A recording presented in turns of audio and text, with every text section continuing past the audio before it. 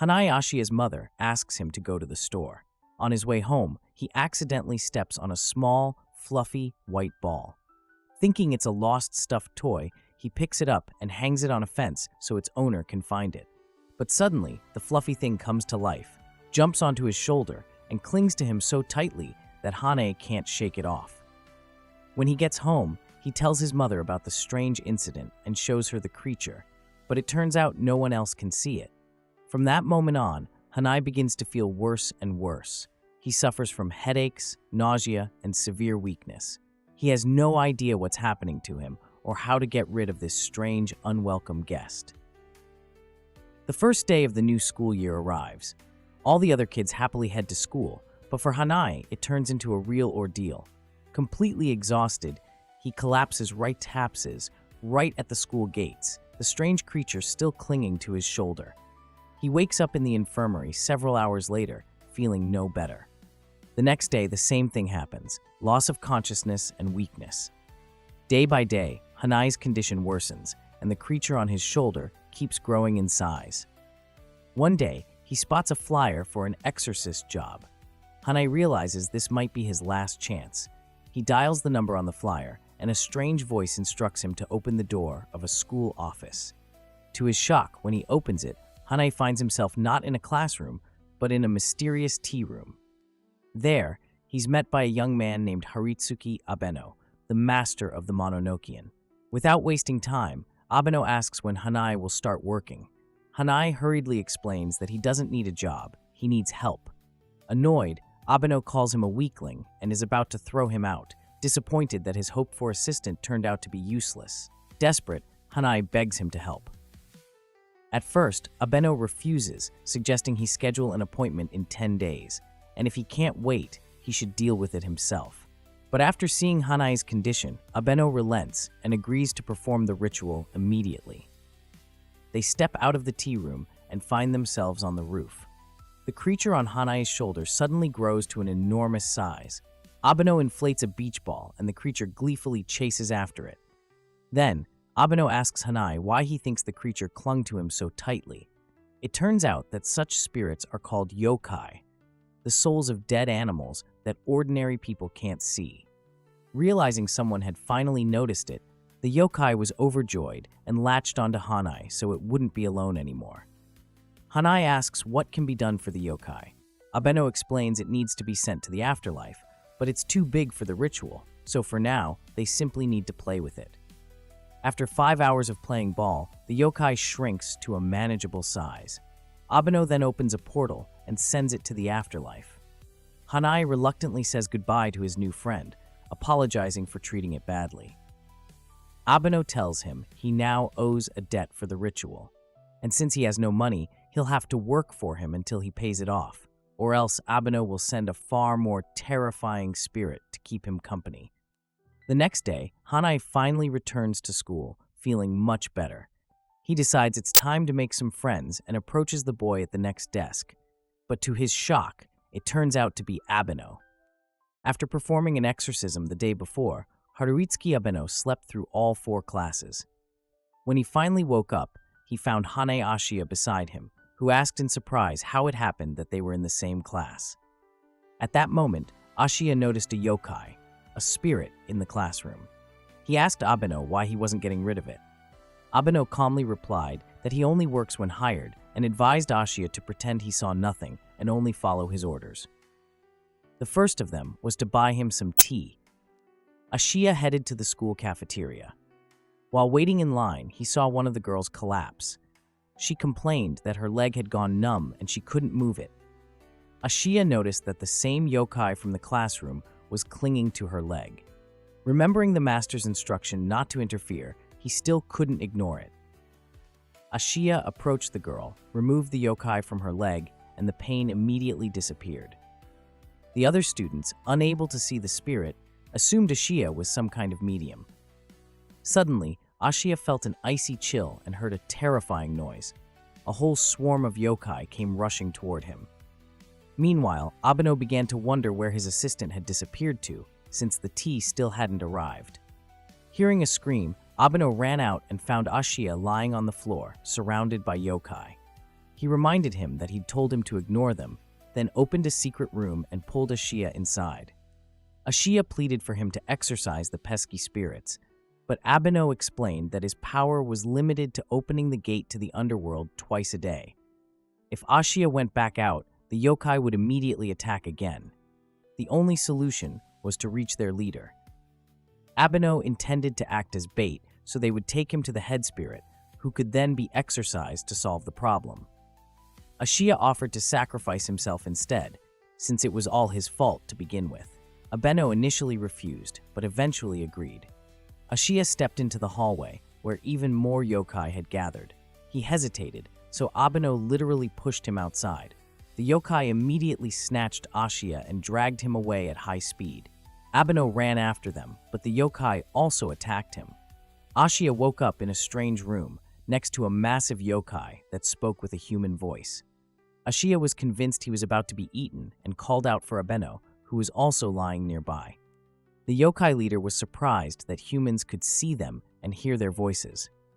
He asked if they knew the master of the Mononokean, who sends spirits to the underworld. Abeno spoke a spell and opened the gate to the underworld, proving that he was indeed the master.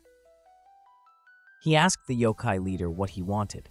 The leader begged him to send his followers to the underworld, as he himself could not go. His body had been overtaken by roots, and he was dying. Ashia felt sorry for the leader and promised to help no matter what. Abeno was surprised by Ashia's bravery. He explained that there was one way to save the leader, to give him a magic pill that would free him from the roots but cause unbearable pain. The leader agreed for the sake of his little ones. He took the pill, endured the agony, and was finally freed. Thanking the master, he and his followers passed into the underworld. Another mission was complete. Exhausted, Abeno collapsed from fatigue. After each exorcism ritual, Abeno collapses from exhaustion. Ashia worries about him and tries to bring him back to his senses. He also keeps wondering why the tea room is called the tea room of a yokai. It must have once belonged to a spirit.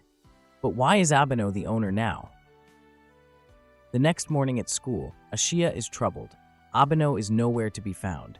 However, when he opens a door in the school hallway, he suddenly finds himself back in the tea room. There, he sees Abeno, but he's not alone.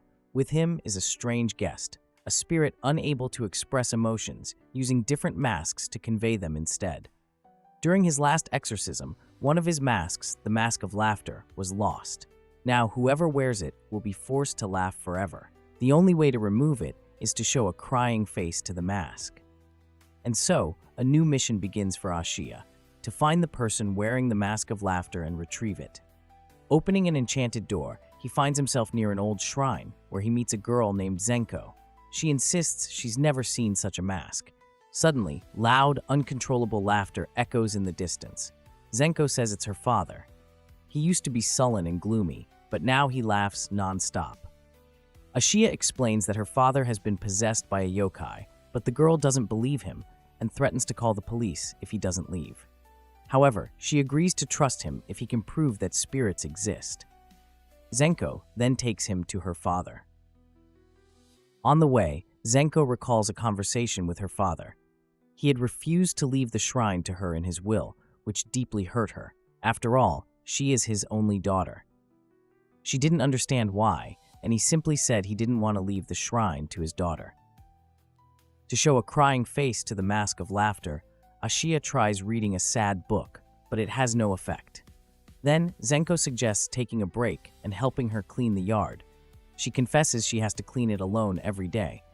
But it's not hard for her. She loves this place because she was born and raised here. What saddens her is that she won't be able to inherit the shrine just because she's a girl.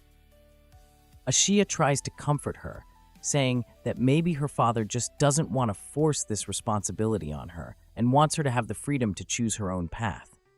Hearing these words, Zenko can't hold back her emotions and bursts into tears. Hearing his daughter cry, her father comes outside and sees her sorrowful face. At that moment, the mask of laughter appears on his face. All Ashia needs to do is remove it, and Zenko's father is cured. The mission is complete. However, a new problem arises.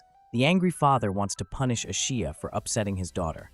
Just then, Abeno suddenly appears and saves his assistant. Another mission successfully finished. Abeno warns Ashia that he'll be gone for a few days. Soon, Ashia learns that the master is heading to the underworld pharmacy, Kyakudo. Ashia persuades him to take him along. At first, Abeno refuses, but Ashia insists if they're going to work together, he needs to better understand yokai and how the underworld works.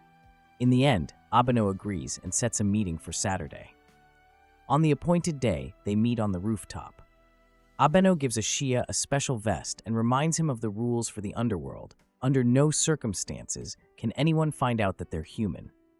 Opening a portal, they set off on their journey. The transfer turns out to be rough. Ashia feels unwell, but doesn't admit that he's already caught an underworld illness. The other side turns out to be bright, colorful, and not so different from the normal world. They arrive at the pharmacy, where they're greeted by the owner, Kora, and her assistant, Sasime. But the medicine Abeno needs isn't there. It was recently purchased by a huge yokai, the very one they had sent to the underworld a few days earlier. While Kora prepares a new batch of the medicine, she asks the guys to help sort ingredients onto the shelves in the storeroom. Abeno leaves Ashia alone for a while. Left by himself, Ashia accidentally spots Fuzzy, the small yokai who once attached himself to him, outside the window. Ashia has missed him terribly, but he's afraid that Abeno will get angry if he runs off after him. However, when he notices what looks like a trail of blood behind Fuzzy, he decides the little yokai must be injured and doesn't hesitate to give chase. When he catches up, he realizes it's not Fuzzy at all, but a look-alike, and the blood is actually juice from a strange fruit the yokai was carrying in its teeth. The yokai runs off, leaving Ashia standing there with the fruit in his hands. At that moment, a giant capybara approaches and accuses Ashia of stealing the fruit from his shop. Ashia tries to explain, but the capybara doesn't believe him and decides to punish him by cutting off his hand. Then the capybara notices the Mononokean cross on Ashia's vest, a symbol worn by those working under Abeno. Thinking he's dealing with the wealthy assistant of an influential master, the capybara offers to settle the matter for money, but Ashia barely has anything on him. The capybara once again prepares to carry out the sentence. At the very last moment, the real Fuzzy appears to save him.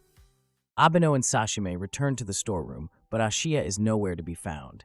Without wasting a moment, Abeno rushes off to look for him.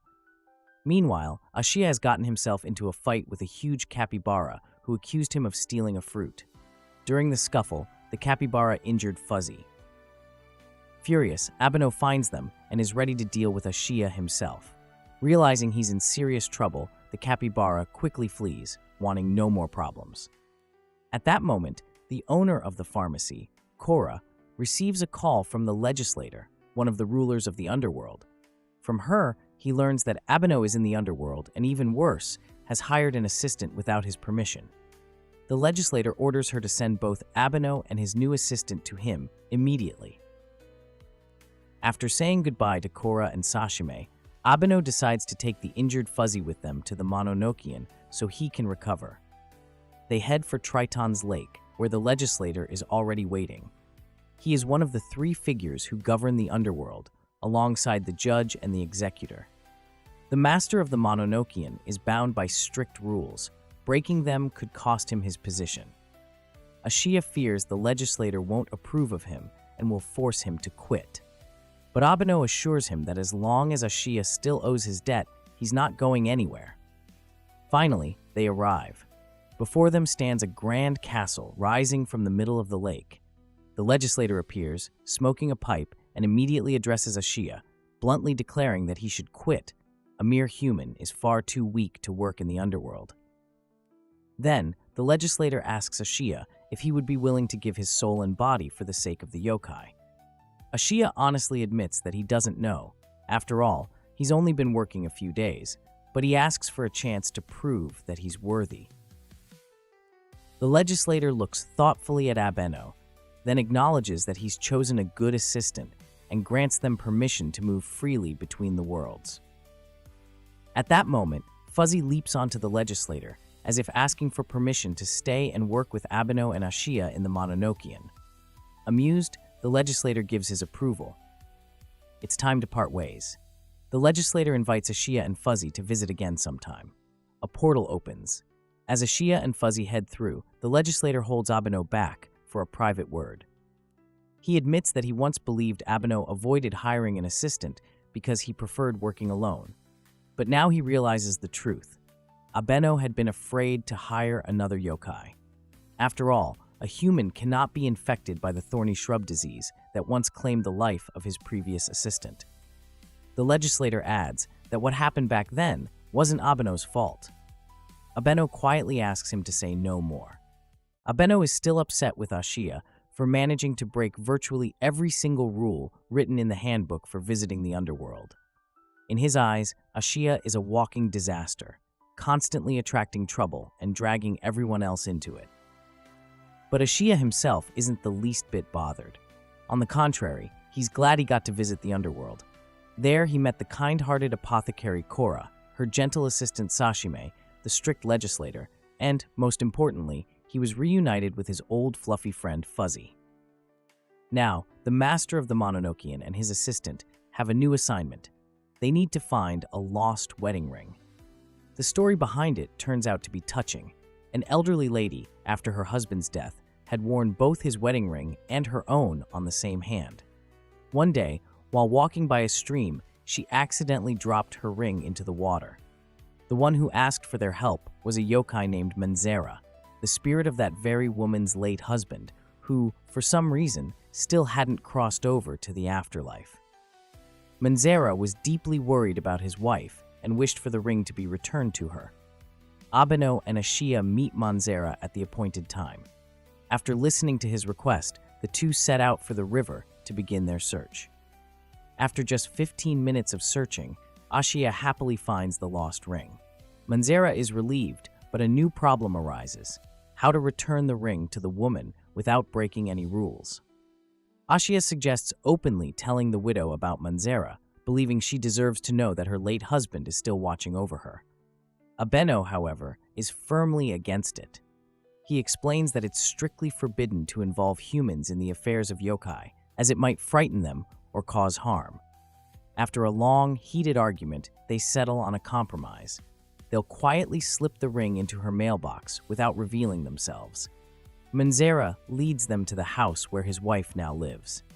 When they arrive at the address, Ashia is about to place the ring in the mailbox when, unexpectedly, the lady herself, Manzera's widow, steps outside. Suspicious of the unfamiliar visitors lurking near her home, she grabs both of them by the wrists. At that moment, her gaze falls upon the ring in Ashia's hand. Surprised, she asks where they got her ring. Manzera, invisible to her, urges them to break free and finish the job without explanations. But to everyone's astonishment, it's Abeno, usually so strict and reserved, who decides to act differently. He prepares to tell the woman that her late husband asked them to retrieve the lost ring.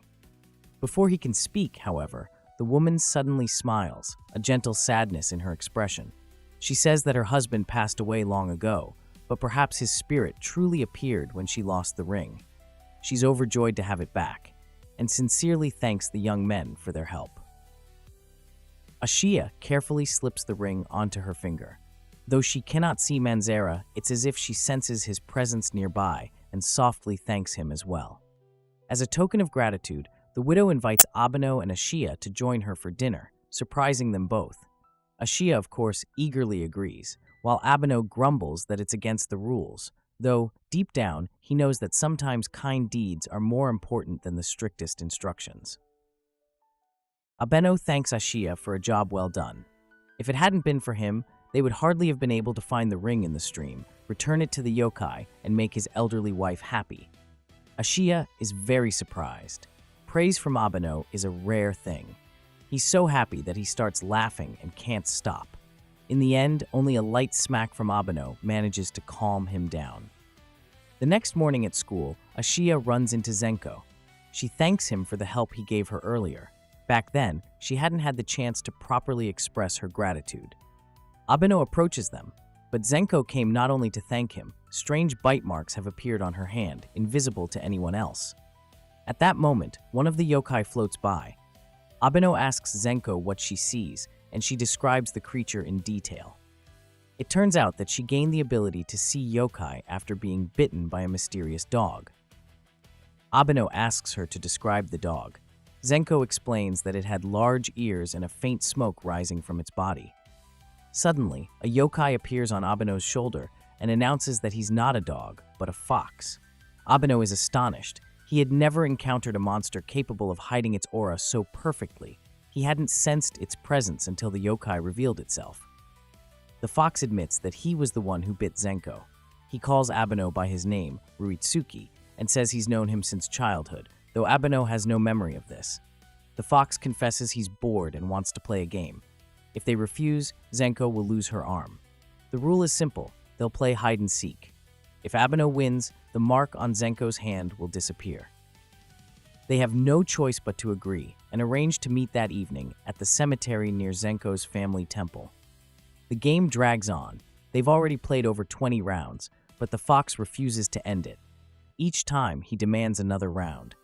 Finding him is extremely difficult since he can transform into any object or even take human form.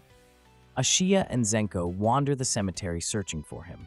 Soon, they encounter Abeno, who gives them instructions, but Ashia notices something strange in his behavior. He quickly realizes that this isn't Abeno, but the yokai disguised as him. Another round of the game is over. They've caught the fox again, but he demands to keep playing. Ashia loses his patience. He grabs the yokai and declares that enough is enough. He demands that the fox keep his promise and remove the mark from Zenko. Suddenly, Abeno begins to remember. It turns out this yokai is Yahiko. He really did know him 8 years ago, back when the owner of the Mononokean was Aoi. In the underworld, rumors still circulate that Abeno wanted Aoi's position so badly that he killed her. The yokai came to find him to learn whether those rumors were true. Abeno warns Ashia that they have a job to do today. They arrive at a large house. A little girl opens the door. She's the client. The task is to cleanse one of the rooms where strange phenomena have been occurring. Abeno and Fuzzy enter the mysterious room, leaving Ashia by the door to make sure the girl doesn't come in. She's not happy about this at all. The girl really wants to see what's going on and gets upset about being left out. At that moment, the girl's mother approaches them, surprised, and asks what's happening. When she finds out that her daughter called for exorcists, she becomes furious. The mother and daughter start arguing. Ashia tries to calm them down. The mother then invites Ashia into the living room and bombards him with questions about how they exorcise yokai. Ashia does his best to explain how it all works, but the woman remains skeptical, doubting that they're capable of handling the situation. While Ashia is busy talking, the girl disobeys the instructions and sneaks toward the room. Suddenly, the whole house begins to shake. When she opens the door, the yokai escapes, and Abeno is unable to complete the ritual. The search begins. Abeno and Ashia run around the house trying to find the runaway yokai. The girl's mother, furious, kicks them out, but soon after, the house starts shaking again. Terrified, the woman changes her mind and allows them to search the other rooms. At last, they find the yokai. He's terrified. Ashia takes the initiative and gently speaks to him. He tells him how he's known Fuzzy for a long time and considers him his best friend. Ashia convinces the yokai not to be afraid and to trust them. Little by little, the yokai calms down and agrees to cooperate. Abeno opens a portal and sends the yokai to the underworld, where he belongs. The mission is complete. But instead of thanking them, the girl's mother coldly demands that they never come near her daughter again. Ashia is upset, but Abeno remains calm. He says he doesn't care that people don't understand their work. What matters to him is that the yokai are safe. When Abeno was a child, he had a friend he often played with. But this wasn't an ordinary boy. It was a yokai named Yahiko. One day, Abeno asked him if he wanted to go to the underworld, where others like him lived. Yahiko took offense, thinking Abeno just wanted to get rid of him and didn't want to be friends anymore. Now, 8 years later, Yahiko suddenly asks Abeno if it's true that he killed the former master of the Mononokean, Aoi. Abeno replies that it's a lie. Yahiko says he believes him and never actually doubted him for a second. He just wanted to be sure. Yahiko then removes the cursed mark from Zenko's hand and apologizes to her. But Zenko says there's no need to apologize. It would be better if he helped her around the shrine for a month. They agree to this arrangement. Meanwhile, Ashia heads home. On the way, at the very spot where he once met Fuzzy, he notices a strange creature. It looked like either a bird or a stuffed toy.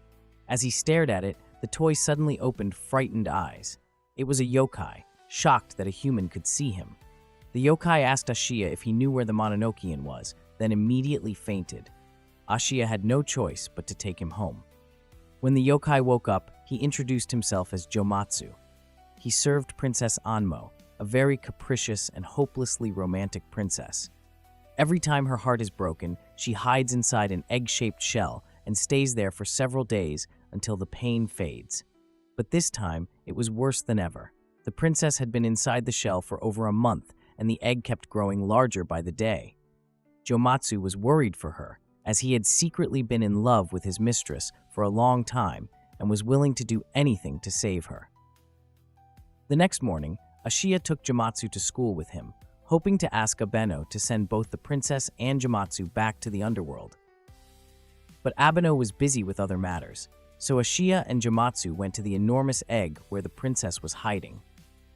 Ashia tried to call out to her, begging her to come out, but she ignored him. Then Ashia came up with a trick. He loudly scolded Jomatsu, pretending the yokai had injured him. Unable to bear it, the princess fell for the ruse and broke out of the shell. But when she realized she'd been tricked, she tried to hide again. In that moment, Jomatsu gathered his courage and, despite his shyness, confessed his love to the princess. Anmo was touched by his words and confessed that she loved him too. Just then, Abeno arrived. Having finished his other tasks, he came to send the princess and Jomatsu back to the underworld. But the ever-romantic princess couldn't resist. The moment she saw Abeno, she instantly fell in love with him too. Zenko urgently summons Ashia and Abeno. It turns out that Yahiko has suddenly grown to a gigantic size, gotten stuck, and can't get out. This sometimes happens to yokai when they experience intense stress. However, Yahiko insists that he wasn't worried. He just fell asleep and woke up enormous. Before going to sleep, he had eaten some potatoes. When they opened the sack of potatoes, everyone immediately noticed a disgusting, suffocating smell. Yahiko claimed at once that it was the scent of a yokai. Abeno suggested that the problem lay at the farm where the potatoes had been grown. They set off for the farm immediately. There, the same suffocating odor filled the air, and everything was shrouded in thick fog. Even Fuzzy, after getting covered in mud, began rapidly growing in size. Abeno and Ashia went in search of the source of the trouble. Before long, they discovered a yokai, hitting himself on the head with a gigantic potato. It was a yokai named Novo, who hadn't spoken to anyone in years. He was bound to the spot and unable to move. Upon learning that he was facing the Mononokean's attendants, Novo asked them to exorcise him to the underworld. But because of the awful stench, Abeno couldn't concentrate enough to open a portal. They decided to carry Novo off the field first, and then send him to the underworld. However, the dense fog made it difficult to find a way out. In the meantime, Novo told them his story. He once had a friend, a scarecrow. Together they guarded a rice field, but one day a fire broke out and everything burned down. Since then, Novo had remained bound to the place, as though the scarecrow refused to let him go, upset that Novo had been nearby but couldn't help. Subconsciously, Novo filled the field with mud and fog, preventing himself from escaping, just like on that day. Abeno explained that he wouldn't be able to exorcise Novo until the yokai himself made the decision to leave. He and Ashia left, promising to wait for him at the edge of the field as long as it took. Abeno, Ashia, Zenko, and Fuzzy stayed nearby. Novo managed to break free only by late evening. The thought that someone was waiting for him gave him the strength to move forward. As soon as Novo reached them, Abeno opened a portal and sent the yokai to the underworld. A guest arrived at the Mononokean. When Abeno and Ashia opened the door, they saw a yokai with a large head and button-like eyes standing before them. Abeno immediately recognized him. It was Okian. The soaked guest was invited inside and given a cup of hot tea. After warming up a little, Okian explained why he had come. It turned out the one in need of help wasn't him, but another yokai named Toriana. She was waiting for them at a nearby shrine. Toriana couldn't see on her own, so she would occasionally borrow the vision of humans who could see yokai. Now, she wanted Abeno to send her to the underworld. Life in the human world was becoming too difficult for her, and she hoped that in the other world, her sight might return. After the rain stopped, Abeno, Ashia, and Okian set out for the shrine. There, they found Toriana. Moved by her story, Ashia asked if she'd like to look upon the human world one last time before crossing over. Toriana hadn't even dared to dream of such a thing. Ashia then offered her his own sight for a while. Toriana performed a ritual, and tears of happiness filled her eyes. Ashia, in turn, lost his ability to see yokai for several days. 3 days passed. Ashia anxiously waited to see Fuzzy again, but his sight didn't return. 2 more days went by, and still nothing changed. Coldly, Abeno told him that he might have to leave, and that he would begin looking for a new assistant. Ashia was hurt. It pained him how easily Abeno seemed ready to replace him. The next day, Abeno didn't show up at school. He had gone to the underworld to visit the apothecary Kiora. Abeno went to the underworld to see the legislator, even though he hadn't been summoned.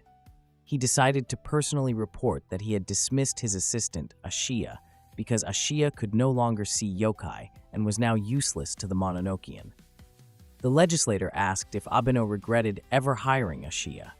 Abeno replied that Ashia's biggest flaw was his excessive attachment to yokai. Meanwhile, Ashia was thinking about his future. He was looking for a new hobby when one of his classmates suggested he join the school photography club. On his way home, Ashia ran into Zenko, who already knew about his problem. Zenko told him she had started seeing yokai after being bitten by Yahiko and suggested Ashia try the same. Eager for any chance to regain his ability to see yokai, Ashia happily agreed. He rushed to Zenko's home to put the plan into action. But after Yahiko bit him, nothing changed. Ashia was disappointed. At the same time, Abeno was preparing to return to the human world when he was stopped by Kyora's assistant, who told him he was needed at the apothecary. There, Abeno met an old, creaky yokai he and Ashia had once saved. The yokai was accompanied by his little ones. He was surprised to see Abeno alone and asked why Ashia wasn't with him. The apothecary Kiora questioned Abeno about what had happened. She admitted she didn't know how to help Ashia since she only treated yokai, not humans.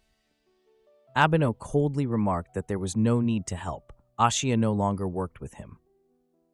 However, the old yokai wasn't willing to accept that. Together with his little ones, he decided to search for Toriana to help Ashia regain his sight. They wandered the streets of the underworld, asking other residents for any information.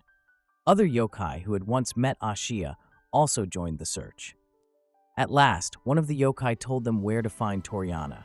Seeing how many yokai cared about Ashia, Abeno began to realize how deeply everyone loved him.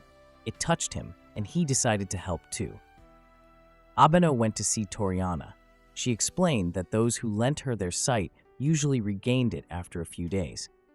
In Ashia's case, though, it seemed to be a psychological block caused by his strong attachment to the yokai.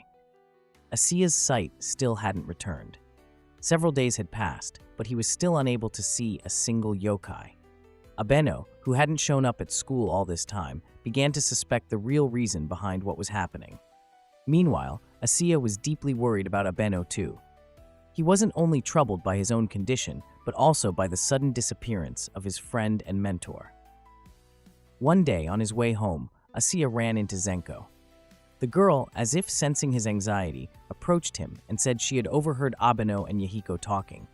Apparently, they had planned to go to a shrine on the outskirts of town. Without a second thought, Ashia decided to head there too, hoping to find Abeno and finally get some answers. But when he arrived at the shrine, Abeno was nowhere to be found. Instead, the place greeted him with an eerie atmosphere. Strange sounds echoed from all directions. creaks, rustling, and muffled voices. Objects moved on their own, and at one point, an old cracked skull suddenly floated by. The deeper Ashia ventured, the stronger his fear grew. He felt an unbearable tightness in his chest, anxiety creeping over him. And when something unexpectedly tapped him on the shoulder, he couldn't take it anymore and lost consciousness. In truth, it had all been part of a carefully planned scheme. Abeno, Yahiko, and a group of yokai from the underworld had decided to recreate the same conditions under which Ashia had first begun seeing yokai. They wanted to reignite those same emotions in him: fear, wonder, and a connection to a world hidden from ordinary eyes. When Ashia regained consciousness, the first thing he saw was Fuzzy. The small yokai happily wagged his tail. Ashia could hardly believe his eyes. One by one, other familiar yokai he had missed so much began to appear around him, his heart filled with joy. Then, one of the yokai approached and explained that it had been Abeno who arranged all of this. He had called upon all his old friends from the underworld to help Ashia get his sight back. Ashia couldn't believe what he was hearing. He had been so sure that Abeno had long since stopped caring about him. After the yokai slowly disappeared through a portal, returning to the underworld, Abeno approached Ashia. Avoiding his gaze, Abeno quietly apologized for being so harsh and admitted he didn't want to lose his assistant. Then he asked if Ashia would come back to work. At that moment, Asia's face lit up. He didn't even try to hold back his smile, his eyes sparkling with happiness. And so, Ashia became part of the Mononokean once again, and their bond of friendship grew even stronger from that day on.